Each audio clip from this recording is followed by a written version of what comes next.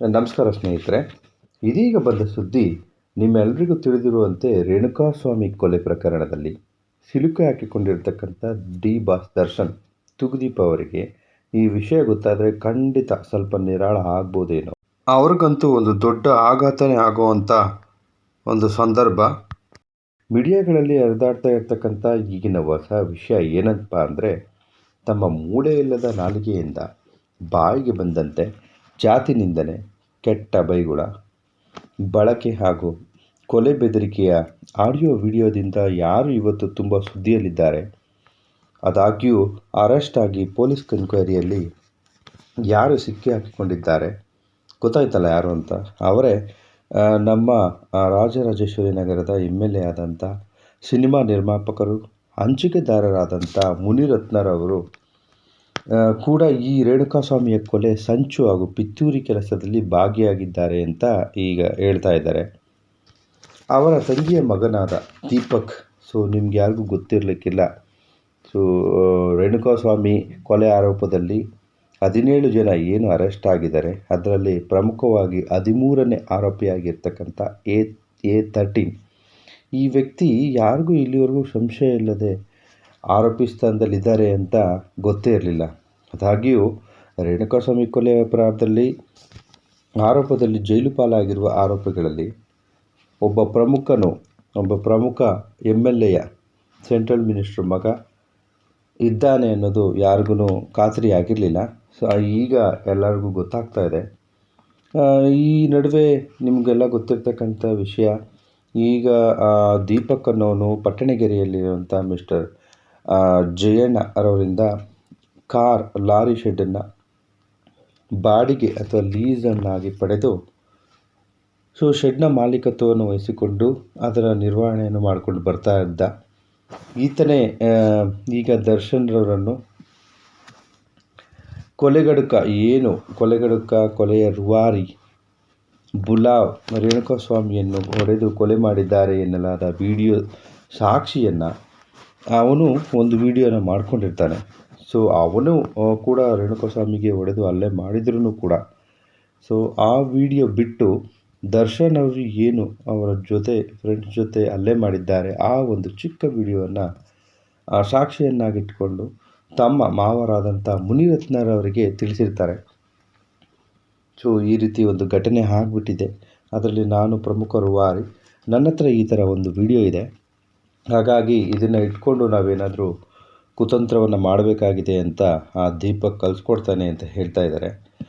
ಇದರಿಂದನೇ ಈಗ video viral ಆಗಿ ತಮ್ಮ ತಂಗಿಯ ಮಗನನ್ನು ಬಚಾವ್ ಮಾಡಲು, ಅಂದರೆ ಅವನ್ನ ಯಾವುದೇ ಕೇಸಿಂದನೂ ತಗಲಾಕೊಳ್ದೇ ಇರಲಿ ಅನ್ನೋ ಒಂದು ಕಾರಣಕ್ಕೆ ನಾನಾ ತಂತ್ರಗಳನ್ನು ಎಣೆದು ಪೊಲೀಸರ ಕಣ್ತಪ್ಪಿಸಿ ಆರೋಪಿಯನ್ನು ನಾನಾ ಥರವಾದಂಥ ಪೊಲೀಸ್ ಸಪೋರ್ಟ್ ಪವರ್ನ ಪಡೆದು ಕುತಂತ್ರವನ್ನು ಮುಚ್ಚಿ ಹಾಕಿದ್ದಾರೆ ಅನ್ನೋ ಒಂದು ಕಾರಣ, ಒಂದು ಡೀಟೇಲ್ಸ್ ಇವಾಗ ಬರ್ತಾ ಇದೆ.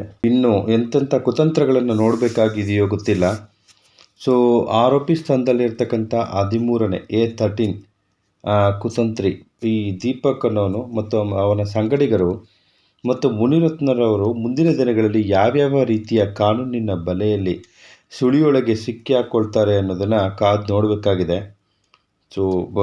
ದರ್ಶನ್ರವರು A2 ಆರೋಪಿಯಾಗಿ, ಮುಖ್ಯ ಆರೋಪಿಯಾಗಿ ಪವಿತ್ರ ಗೌಡ A1 ಆರೋಪಿಯಾಗಿ ಏನು ಈಗಾಗಲೇ ಬಿಂಬಿಸಿ ಕಾನೂನಿನ ಸಂಕಷ್ಟದಲ್ಲಿ ಸೆರೆಮನೆ ವಾಸದಲ್ಲಿರುವ ಇಬ್ಬರಿಗೂ ಸ್ವಲ್ಪ ಕೊಂಚವೇ ರಿಲ್ಯಾಕ್ಸ್ ಸಿಗ್ಬೋದೇನೋ ಅನ್ನಿಸ್ತಿದೆ. ಅದೇನೇ ಆದರೂ ಮುನಿರತ್ನರವರು ಸುಮ್ಮನೆ ಇಲ್ಲದೆ ಇರುವೆ ಮೈಮೇಲೆ ಬಿಟ್ಕೊಂಡ್ರಂತೆ ಅನ್ನೋ ಹಾಗೆ ದೊಡ್ಡ ಅವಾಂತರದಲ್ಲಿ ಸಿಕ್ಕಿ ಹಾಕಿಕೊಂಡಿದ್ದಾರೆಂಬುದು ಒಂದು ದೊಡ್ಡ ವಿಪರ್ಯಾಸವೇ ಸರಿ. ಏನಾಗುತ್ತೋ ನೋಡಬೇಕಾಗಿದೆ. ಕೊನೆಗೂ ದರ್ಶನ್ ಅವರನ್ನು ಒಂದು ರೀತಿಯ ಶಿಕ್ಷೆಗೆ ಗುರಿಪಡಿಸಲಾಗುತ್ತದೆ ಎನ್ನುವಷ್ಟರಲ್ಲಿ ದರ್ಶನ್ ಅವರನ್ನು ಬೇಲ್ನ ಮುಖಾಂತರ ಹೊರತರಲು ಸಾಕಷ್ಟು ಬಾರಿ ತುಂಬ ಮುಖ್ಯವಾಹಿನಿಯಲ್ಲಿರುವಂತಹ ದೊಡ್ಡ ವ್ಯಕ್ತಿಗಳನ್ನು ಫೋನ್ ಕಾಂಟ್ಯಾಕ್ಟ್ ಮುಖಾಂತರ ಅವರು ಆಲ್ರೆಡಿ ತುಂಬ ಜನರನ್ನು ಕಾಂಟ್ಯಾಕ್ಟ್ ಮಾಡಿ ಇದ್ರೂ ಸಹ ಯಾರೊಬ್ಬರೂ ಇದುವರೆಗೂ ಅವರನ್ನು ಬೇಲ್ ಮುಖಾಂತರ ಬಿಡುಗಡೆಗೊಳಿಸಲು ಮುಂದಾಗದಿರುವುದು ಒಂದು ದೊಡ್ಡ ದುರ್ವಿಧಿ ಅಂತಲೇ ಹೇಳ್ಬೋದು.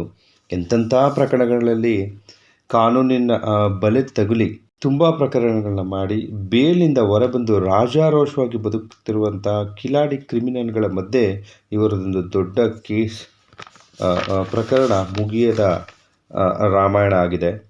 ಆಗಬಾರದಂತೂ ಆಗೋಗಿದೆ. ಬಿಡಿಸಿಕೊಳ್ಳಲಾಗದ ಒಂದು ಗಂಟು.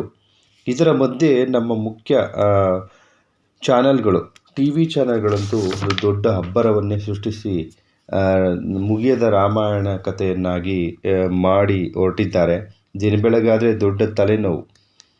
ಸೊ ದರ್ಶನ್ ಅವರು ಹಾಗೆ ಹೀಗೆ, ಅವನು ಇವನು, ಥೂ ಛೀ ಅಂತೆಲ್ಲ ತುಂಬ ಟಿ ಆರ್ ಪಿಗೋಸ್ಕರ, ಗಿಮಿಕ್ಗೋಸ್ಕರ ಅವರ ಒಂದೇ ಒಂದು ವಿಚಾರವನ್ನು ದಿನದ 24 ಗಂಟೆಗಳಲ್ಲಿ ತೋರಿಸಿ ಕರ್ನಾಟಕ, ಭಾರತದಾದ್ಯಂತ ಎಲ್ಲ ಕಡೆ ಜನರ ಮನೆ ಮನಸ್ಸುಗಳನ್ನು ವಿಚಲಿತಗೊಳಿಸಿ ಅವರ ಮನಸ್ಸಿಗೆ ತುಂಬ ಬೇಜಾರು ಮಾಡಿರೋದಂತೂ ಖಂಡಿತ ನಿಜವಾಗಿದೆ. ಎಲ್ಲರ ಮನಸ್ಸುಗಳು ಛಿದ್ರಗೊಂಡೋಗಿದ್ದಾವೆ. ಯಾಕೆಂದರೆ ದಿನ ಬೆಳಗಾದರೆ ನ್ಯೂಸ್ ಚಾನೆಲ್ಗಳನ್ನ ಪ್ರೀತಿಯಿಂದ ನೋಡ್ತಾ ಇದ್ದಂಥ ಜನಗಳು ಇವತ್ತು ಯಾಕಪ್ಪ ಈ ನ್ಯೂಸ್ ಚಾನೆಲ್ಗಳನ್ನ ನೋಡಬೇಕು ಅನ್ನೋ ಮನಸ್ಥಿತಿಗೆ ಬಂದಿದ್ದಾರೆ. ತುಂಬ ಬೇಜಾರಾಗುತ್ತೆ ರೀ.